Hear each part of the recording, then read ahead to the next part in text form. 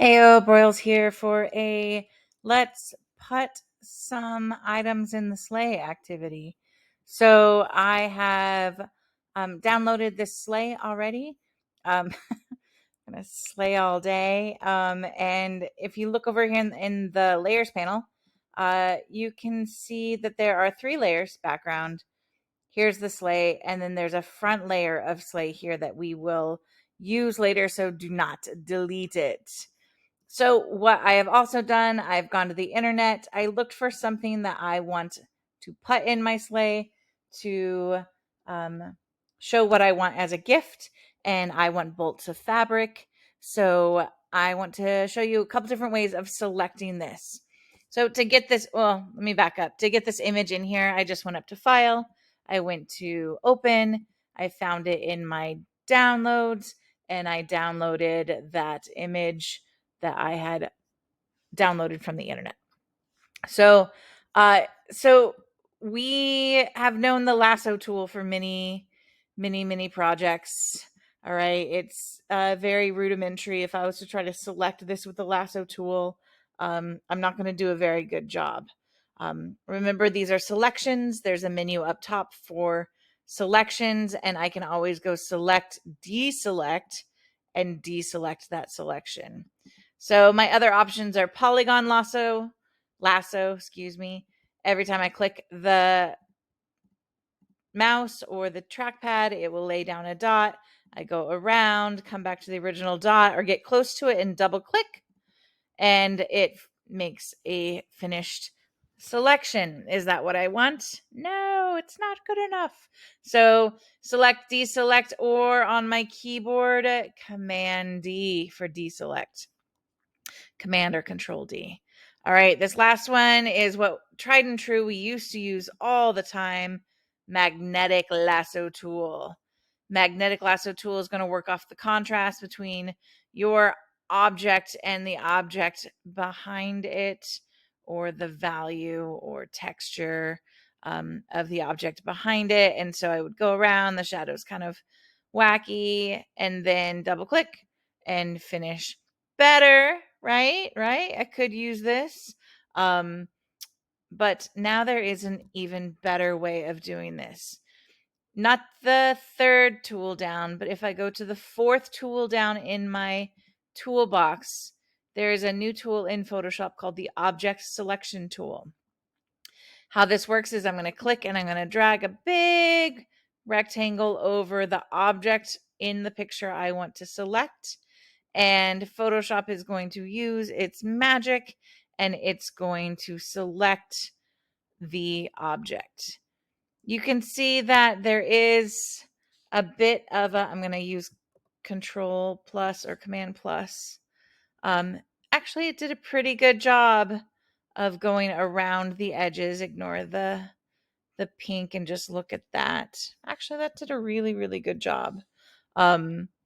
So I have my object selected, so it's perfect. I'm just going to go up to the edit menu. I'm going to go to copy. I'm going to copy those pixels, making sure I haven't created any extra layers over here. I'm on the layer with the pixels, copied it, come over here, edit, paste. There is my fabric. I now need to, I'm just going to pop off the object selection tool so I don't get that pink effect going on there. Now I can move this around, decide where it's going to go. I actually need to rotate this. So to rotate, edit, free transform.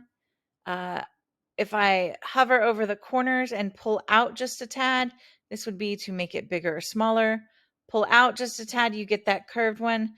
That's going to allow you to rotate, and I can try to stick it in here. Remember, to get rid of these handles and move on, you have to click Enter, return on the keyboard to lock that transformation in. How am I going to get this in the sleigh? Well, in my layers panel, I'm going to drag this layer that I'm going to label fabric, because I label my layers now, and I'm going to drag it in between the front layer and the back layer. And now I can set that in here. Shortcut for free transform is Control T or Command T, so that you can quickly use your shortcuts to get your transformations in. So that's the first thing that I'm going to add. I will keep adding more to my sleigh and fill it up. When I'm done, I can grab the text tool and I can draw a text box up here. And I can write, Dear Santa. Oh no, why is it not looking like anything is happening? If you look up here, the color it's typing is white. I could pick a red, or you know what? I want to pick this exact red right here. So I'm going to pull off, use that little eyedropper, click OK. Up here with the text, I have all of these options that I can choose. I might choose something that looks more like handwriting. That one's kind of cute. The font size is here. I might choose a bigger size. I can always highlight that number if I want and click up to make it the size I want. Oh, Dear Santa probably needs a comma. So I'm going to make that bigger so it all fits. Dear Santa. And then one trick is if I have this here, Dear Santa, here's all the stuff I want, right? And then I want to put like Love Becky on the bottom. I can just go to this text layer that was created over here. I'm going to right click or two finger click on the words, not the image, but on the words. And I'm going to go to duplicate layer. That's going to give me a second layer for Dear Santa. Click OK. I'm on the move tool. Just going to move that down here. And then I'm going to go back to the text tool or click T for the shortcut to move to the text tool. Double click on here and write Love Becky. So then after this is done, I have saved to the cloud. I have exported as a PNG.